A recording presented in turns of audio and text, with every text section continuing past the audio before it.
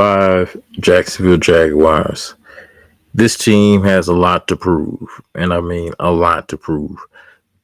Disappointing 2024 year. Man, that season is you just want to forget that season altogether. That was one of the worst seasons I've seen in a while. The 2022 year, obviously everybody loved that year as a Jaguar fan. The team got on the winning track, played a tough game, lost though in the divisional round against the Chiefs, but the future looked bright from there. It really did. 2023, it started off really hot. I mean, the team was 8-3. It looked like they was gonna, you know, take the AFC South again, and they even had a chance to, even though they struggled down the stretch, they had a chance to win the AFC South at the end there, but they lost to Tennessee. But that's neither here nor there. But 2024, it was just absolute disaster. I think the coaching regime, obviously the offensive coordinator, I think all Jaguar fans know the offensive coordinator, he just became very predictable. The offense became predictable. All these talented players on the team, and you couldn't utilize them the correct ways. That fumble by Travis Etienne at the beginning of the season, the first game against the Dolphins, that pretty much summed up the year. You had all this potential in your hands and you let it go right there. That's exactly how the season went. But these 2025 Jaguars, I'm looking very much forward to them this year. I don't really have like a win-loss, prediction with them this year, but it's a whole new regime. Liam Cohen is the new coach. I mean, he got off to a terrible start with the Duval chant. I think we all could agree on that. But, I mean, you got the newcomer, Travis Hunter, the wide receiver defensive back, Heisman winner out of Colorado. He's arrived on the scene in Jacksonville, and he's going to be the most watched, most observed player on the Jaguars, period. Even over Trevor Lawrence. So that is a big deal for Jags for getting a player like that. They really need a player like that. And so far, it looks like in his training camp and everything, that's working out well. Also, Travis, not Travis. Travis Etienne, yes, he definitely needs to step up and be that number one back that he is. No more mistakes, and I think he's going to have a big comeback season this year. Tank Bigsby, I'm looking forward to him as a backup running back as well. The receivers, Brian Thomas Jr., obviously he was a start. He was a star from the beginning to the end of last year, and he looks like to continue that success going into this season.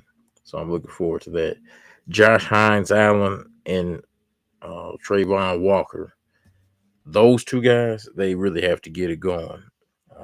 If they get it going, I think they'll be a dominating force on defense. But it's those two in particular, in my opinion, that determine the success of this team. But I'm going to get more in depth to the team here in just a second.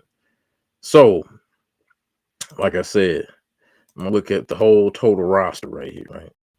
So this is the current depth chart of what we had right here. So I'm going to start right here at the quarterbacks.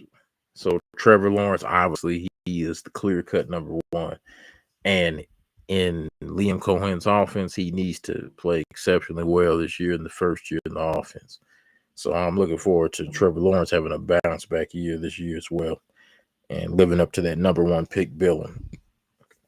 Nick Mullins, he's a veteran. He's been around. He was with the 49ers for a while, some years back. John Walford, don't really know too much about him. I think he was on the Rams last year. Seth Hennigan is a free agent this year. So pretty much Trevor Lawrence is all Trevor Lawrence this year. There's really no competition behind him. So he has no choice but to just show out, be the number one pick you were. So that's all you got to think right there. Brenton Strange at tight end, Evan Ingram, he was a fan favorite. I really liked Evan Ingram, but against the Capitol, and all that stuff, I get it.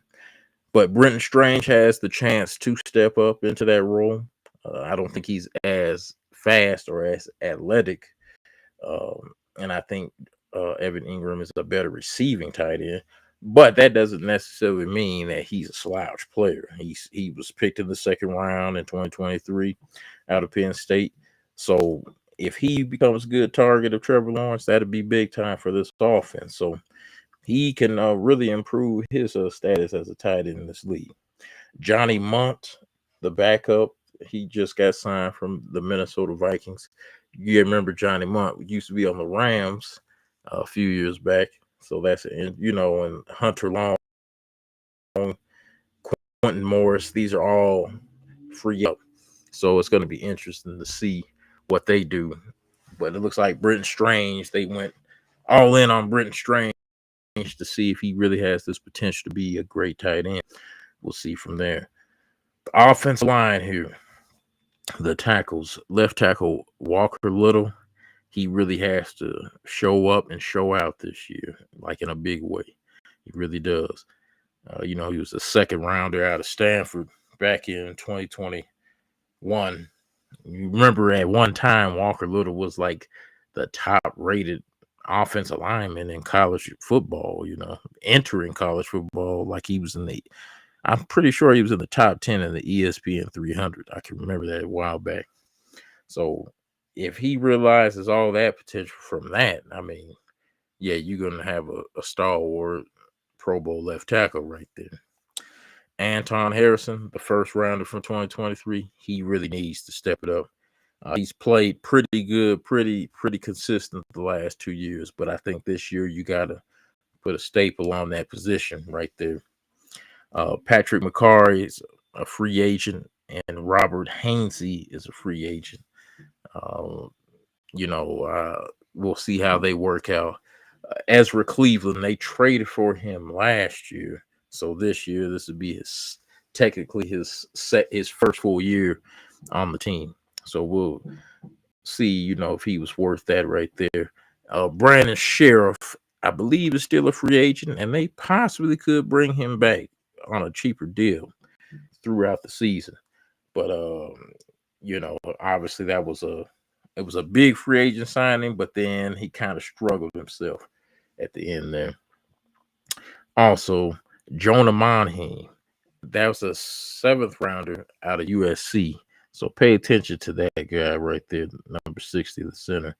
He might actually, beat out Luke Fortner this year. Who knows? So the line play, I'm still a little concerned with the offensive line. But, the 2 tackles definitely have the potential. The guard, Ezra Cleveland, has potential for sure. And we'll just have to see how Robert Hainsey and Patrick McCarry work out all together. Receivers. Now, this is interesting. I was a big time fan of Christian Kirk. I was a big time fan of him. I thought he was like the best route runner, but he would drop some deep balls sometimes, like that deep ball against the Chiefs in the playoffs and stuff. But, I think he was still really, really good. But I think when he got injured back in 2023 on that Monday night game against the Bengals, that shattered the Jaguars season right there too. I just think when he went out with that core injury and it kept him out pretty much for the rest of the year, he just wasn't the same player. And last year he had a pretty decent season, but it was just like not like 2022 and the beginning of 2023. But he's gone now. He's with the evil Houston Texans. But Brian Thomas Jr., he's a star player. You definitely keep developing him in the right way. De'Ami Brown, he's a good player as well. Travis Hunter, he's a good player as well. Like Travis Hunter's going to have all eyes on him this year. I'm looking forward to what he does and seeing if he can play both sides of the ball. Looks like they're really going to start him out, though, on offense to begin with. Parker Washington, who I thought has filled in pretty good for Christian Kirk. He's done that pretty well over the past 2 years. He's a solid player. I think he's still developing though. I think some of his development got forced when that injury happened, and I just think that he could go ahead and do that, and keep developing and be a solid just wide receiver for the Jaguars, especially fourth receiver. But he could contribute even a little more. Let's say if De'Ami Brown's not ready, or if Travis Hunter somehow isn't ready. I mean, I feel comfortable enough that Parker Washington can go get that done. And then after Parker Washington, you have a lot of untapped potential here. I mean, Joshua Cephas, Austin Trammell, Eli Panko, Trenton Irwin, Chandler Brayboy, Dorian Singer, J.J. Jones, Cam Camper, Lewis Reed Zammit, and Darius Lassiter. Lewis Reed Zammit, remember, he is the international player. That was the rugby player. So he's obviously a developmental prospect. But it's going to be interesting to see who comes out of all this bunch right here. I mean, it's a lot of untapped potential right here. You really just don't know. You really just don't know who's going to come out the pack there. And then we're going to go to the running backs. Obviously, I talked about Travis Etienne earlier. I think he's going to have a bounce back year. Tank Bigsby, he played really better last year. Remember, in 2023, he had a fumbling problem, but 2024, he did take over as a pretty good running back. Like, he could be an every down back. But I still think his backup role as the number 2, that fits him well right now, at this point in his career. So those two, I think those are two solid positions. I don't see no issues why they changed that number 1, number 2 option right there. But there is a lot of untapped potential right here, and it's all rookies right here. So Bashal Tutin from Virginia Tech, exciting player. A game that everybody should watch is that Miami game that he played. That game right there, it really showcased his talent, So that was a solid pickup, I thought, by the Jaguars, get Bashal too. LaQuint Allen Jr. from Syracuse, they picked him up in the 7th round. He's another very talented running back. And, he's like pretty much like, I'll say right below Bashal Tutin in talent-wise, but, solid player. Syracuse, they became back on the map this year when they brought him in. So that looks like a pretty good selection right there. And then Jaquindon Jackson, he's out of Arkansas.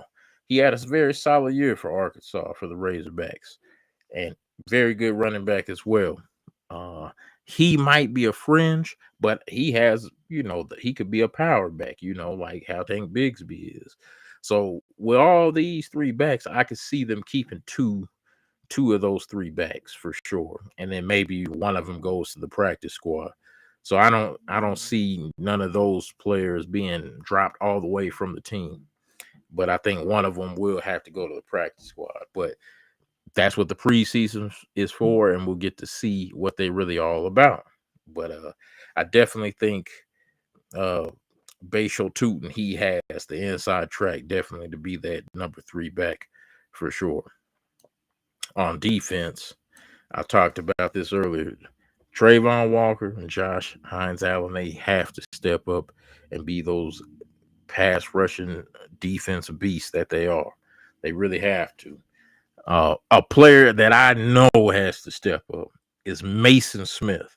Now, Mason Smith, like if you watched him back in 2021, I believe, when he played for LSU, that dude was a monster on the field. And ever since then, he's been playing like right below that potential of what he was doing in 2021. But this dude right here, Mason Smith, he has to play extremely well. If he goes off and starts dominating in the middle, I mean, there ain't nothing that this team can't do on defense. So Mason Smith, in my opinion, he is a big deal, a big piece of the defensive success this year. I'm really counting on Mason Smith. Jordan Jefferson, also at LSU, he was pretty decent last year as well, and he played a little better than Mason Smith last year. But I'm still counting on Mason Smith. He has the talent, so he just needs to put that together on the field. Davon Hamilton, the veteran out of Ohio State, he's still there, and he's probably going to be the starter.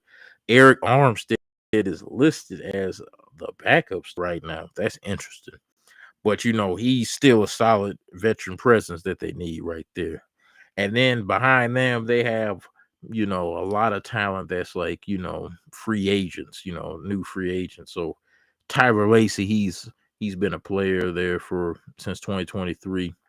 You know, let's see, Kiwi Rose, Eli Mostert, and James Carpenter. So it's going to be interesting to see who can win that last spot for the defense tackle of those guys. But Mason Smith, in my opinion, he could really step it up and become a big time player in the NFL if he plays well in the second season. So then we have the linebackers. Devin Lloyd, he has switched to number 0 now. Then we have Foyesade Oluokun, very solid player. That was one of the best pickups of free agency players in a while for the Jaguars. Number 23 in the middle. So I'm looking forward to seeing him on the field. Chad Muma, I think he's a solid linebacker. I wouldn't say he could probably be a starter. He's had some moments, but he's just been a solid backup linebacker. Ventrell Miller, he was injured last year, but I think he has the potential to be a solid linebacker as well. Jack Kaiser out of Notre Dame. I actually like Jack Kaiser. I think he, let's see what he could do in the preseason. But I think he'll make the team for sure. And Jalen McLeod out of Auburn. I think he's a great pass rusher. It's going to be interesting to see, where they play him at. But he could definitely make this team as well. I'm going back to the pass rushers. So the backups, they brought back DeJuan Smoot, who was a very solid player for the Jaguars. And then I think he went to the Raiders for like about a year. And he went to, I want to say the Ravens, I believe, or he went to another playoff team like the year before. But he's back now. And I think that's interesting that he has returned. So him coming off, relieving either Walker or Hines Allen, I think that works. Emmanuel Ogbah is an interesting selection at defense end.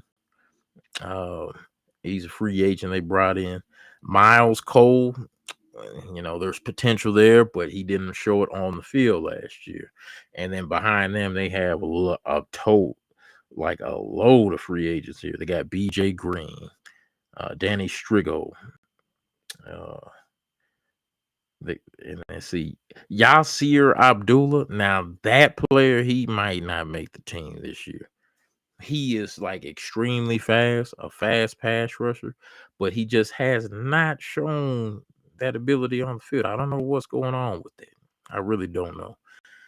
Ethan Downs, that could be an interesting, selection right there. I believe he's out of Oklahoma, so we'll see what he does there. But yes, Yasir Abdullah, very fast defensive man, but just hasn't translated on the field.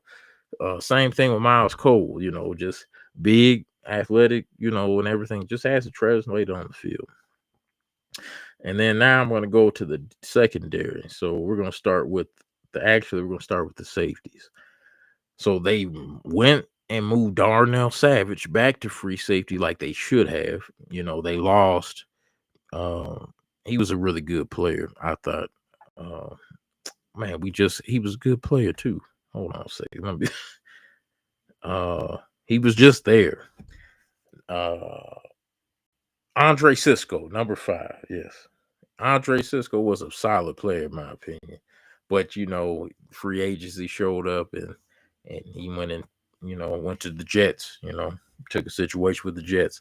But Darnell Savage, they had him playing nickelback last year. I don't think they should have had him there. But he goes back to free safety, his natural position. I think that could work. Eric Murray, a free agent from the Houston Texans. That's interesting. It could work. Got solid safety right there. Antonio Johnson, the 5th rounder in 2023. He had some good experience last year, but he probably still needs to develop. That's probably why he's listed number 2 on the depth chart. Caleb Ransall, he's the 3rd rounder. in the draft this year. That could be an interesting selection right there. Like, let the season go over and he starts developing into a solid player. That might be a good selection right there. Raywan Lane the third, 6th rounder this year. He's going to be in competition to make this team with Cameron Silman Craig out of Colorado. Also, Andrew Wingard, he's not a lock this year to make the team. He's a team favorite for sure. Everybody loves Andrew Wingard on the team. And Daniel Thomas, he's just a solid special teamer. I still think he can make the team as being the special team beast that he's been since 2020. But Andrew Wingard, he might be a fringe this year, depending on how the safeties look in the preseason. Now, defensive back, cornerback, man, Jerry Jones, yes, he's known for getting hurdled by Saquon Barkley. But if you really watched the Jags last year, you've seen Jerry Jones has the chance to develop into a very, very good cornerback in the NFL. So I'm looking forward to seeing his year too. They signed Jordan Lewis from the Dallas Cowboys. That was interesting. We'll get to see what he has. Tyson Campbell, if he doesn't get injured and he stays healthy, the sky's the limit for Tyson Campbell. I think he's a solid cornerback at the right cornerback spot. So the secondary, it looks pretty solid on paper, but they just have to stay on the field and translate it on the field. Travis Hunter, that I'm telling you, he could probably start. It depends just how he develops on that side of the ball, knowing that playbook and everything. But I think he could do it. So I'm looking forward to him as a backup, a nickel back, or whatever. But I think he has that ability. Monteric Brown, he's been a solid defensive back. I wouldn't say he's a starter, but he's been a very solid defensive back. So if one of those guys goes out, he could definitely go in. Christian Braswell, he's been decent, since 2023. DeAndre Prince, he's an interesting player. I think he could still make this team. I think he still has a lot of potential. Danico Slaughter and Jabbar Muhammad. I think that's who DeAndre Prince and Christian Braswell, and maybe even Monteric Brown. I think they might be in competition for roster spots for sure. But Jabbar Muhammad out of Oregon, a very interesting prospect. I want to see how he develops in the preseason. Let's see what he looks like on the field, as well as Danico Slaughter. Get to see what he looks like. Logan Cook obviously just re-signed his contract, so it looks like he'll be a Jag for life. Cam Little was pretty solid in his first year as the kicker last year. They have the Pro Bowler Ross Mastic. He's still there. And then it looks like Parker Washington is holding down the punt returner and the kick returner spots. The backups will be Austin Trammell right now at punt returner. And it looks like Tank Bigsby is the other kickoff returner. So this team, tons of potential. Like, this team has like a ton of potential. I can't see them. I can't see them not, at least competing for the AFC South title. Like I said, I'm not going to give them no wins, losses right now. I just can't do that right now. Like, because last year it was just so horrendous. Like, I just don't know what kind of team they're going to come up with right now, But I still believe in the talent on the team. So I'm looking forward to seeing, whether or not these guys have that ability to put that talent together on the field and go not only far in the playoffs, but even go a little further. I mean, the talent is there. Like Josh Hines Allen, you've been a veteran for almost 7+ years. You done played with Jacksonville and the current era Jaguars. So, I mean, it's time to put it together. You can't just keep losing for 10+ years, and just starting over a new team over and over. Something's got to finally give. So that's my preview of the 2025 Jacksonville Jaguars. I'm looking forward to the season, and just good luck to everybody on the team. Let's stay healthy. let's like score a lot of points, be a top offense, top defense, top special teams, and just be a fun team to watch on television, you know. So, and that's going to be it about the 2025 Jacksonville